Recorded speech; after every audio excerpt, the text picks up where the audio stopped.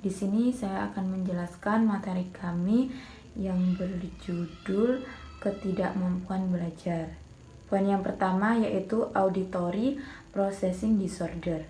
Auditory processing disorder adalah gangguan pendengaran yang menimpa sekitar 5% anak usia sekolah. Anak yang di kondisi seperti ini tidak dapat memproses apa yang mereka dengarkan karena otak dan telinga mereka tidak sepenuhnya berkoordinasi. Faktor dari auditory processing disorder adalah yang pertama dikarenakan faktor genetik, dan yang kedua yaitu infeksi telinga kronis, ketiga trauma kepala, dan yang keempat karena adanya penyakit sistem saraf. Cara menangani auditory processing disorder yaitu yang pertama identitas dan diagnosis, dan yang kedua konseling individu, ketiga memodifikasi lingkungan belajar, dan yang keempat menggunakan alat bantu, yang kelima kerjasama dengan orang tua, dan lain-lain. Dan materi yang selanjutnya yaitu visual processing deficit.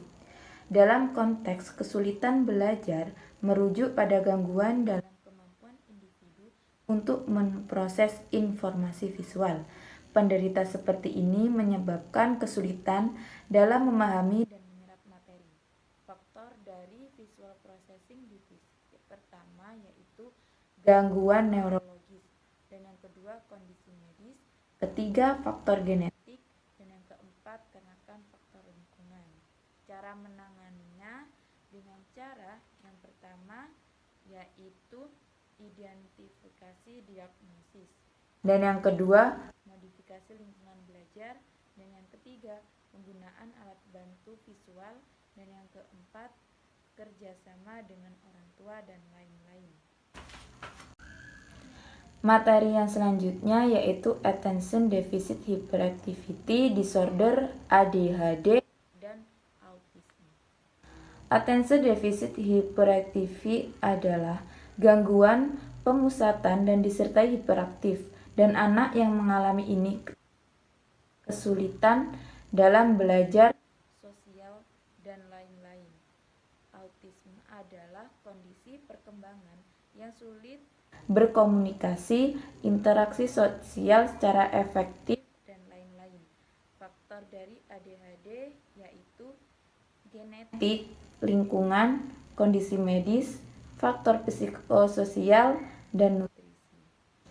Faktor autisme yaitu genetik, efek samping alkohol dari si ibu ketika hamil, dan yang ketiga prematur, yang keempat usia orang tua waktu hamil. Cara menangani ADHD dan autis yaitu yang pertama kerjasama antar orang tua dan terapi, dan yang kedua olahraga, yang ketiga penggunaan reward, yang keempat motivasi, dan yang kelima kegiatan belajar, dan lain-lain. Baik, selanjutnya saya di sini akan menerangkan tentang nonverbal learning disability. Adapun faktor terjadinya nonverbal learning disability yaitu yang pertama faktor genetik. Untuk yang nomor 2 yaitu kesehatan ibu selama kehamilan, yang nomor 3 yaitu komplikasi kelahiran, yang nomor 4 yaitu kerusakan otak, dan yang nomor 5 yaitu kondisi neurologis lain.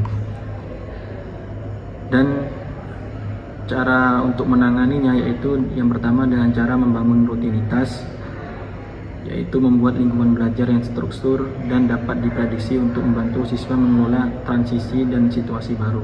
Yang nomor 2 yaitu menggunakan alat bantu visual. Yang nomor 4 yaitu mengembangkan strategi pemecahan masalah. Yang nomor 5 yaitu terapi kognitif perilaku, dan yang nomor 6 yaitu pelibatan orang tua. Selanjutnya di sini saya akan menerangkan tentang gangguan bahasa. Bahasa merupakan suatu sistem simbol-simbol kata-kata yang diorganisasikan dan dipergunakan oleh manusia untuk berkomunikasi. Dan di sini gangguan bahasa ini ditandai dengan ketidakmampuan anak untuk berdialog interaktif dan memahami pembicaraan orang lain. Adapun dalam kasus tersebut, anak tidak mampu memahami kosakata dasar atau kalimat sederhana, dan kemungkinan besar mereka juga mengalami ketidakmampuan mengolah suara dan kesulitan memahami simbol-simbol. Gejala hambatan bahasa setiap anak berbeda-beda, tetapi pada umumnya ada 3, yaitu yang pertama tidak nampak mendengar ketika ditegur, yang nomor 2 yaitu ketidakmampuan memahami kalimat secara utuh, dan yang nomor 3 yaitu ketidakmampuan untuk mengikuti perintah secara verbal. Adapun cara strategi untuk menanganinya yaitu yang pertama identifikasi kebutuhan, yang nomor 2 yaitu penggunaan visual aid, yang nomor 3 yaitu modifikasi instruksi, yang nomor 4 yaitu pendekatan multisensori, yang nomor 5 yaitu dukungan emosional, dan yang nomor 6 yaitu kolaborasi dengan spesialis. Adapun selanjutnya saya menerangkan tentang slow learner. Slow learner adalah anak yang mengalami suatu keadaan yang memerlukan waktu yang sangat lama dalam menangkap atau memahami sebuah materi yang diberikan oleh guru atau pendidiknya. Secara umum, diagnosis yang didapatkan dari anak penderita slow learner adalah membaca, yang nomor 2 yaitu bahasa tertulis, yang nomor 3 yaitu memori, yang nomor 4 yaitu sosial perilaku.